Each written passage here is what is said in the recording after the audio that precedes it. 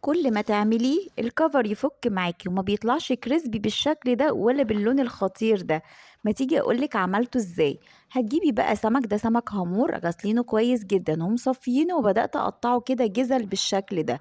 خلصنا كل الكمية، بولة بقى وهتنزلي فيها بكوباية من الدقيق، معلقة من بهارات السمك، معلقة من الكركم، رشة من الملح، ربع كوباية مية دافية، اللي هي التلحيسة بتاعة السمك، ده ضروري انك تعمليها.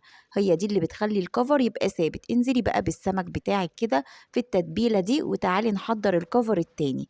عندنا بقى بولة وهتنزلي فيها بكوبايتين كبار من الدقيق، معلقة من بهارات السمك، معلقة من الكركم، رشة من الملح، وانزلي بمعلقتين كبار من النشا عشان ما يشربش منك زيت وانتي بتقليه.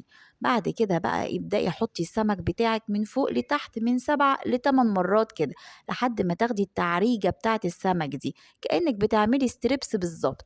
وبعد كده حطيهم في صينية، دخليهم التلاجة يتشمعوا 10 دقايق، زيت سخن وغزير على نار متوسطة، وانزلي بالسمك الفيليه. أول ما ياخد اللون الجولد الخطير ده تحطيه على شبكة، وبعد كده قدميه مع رز صيادية وشوية سلطة. شايفة لونه يجنن ازاي؟ عايزة أقولك هتنافسي بيه أكبر المطاعم وأشهر المحلات.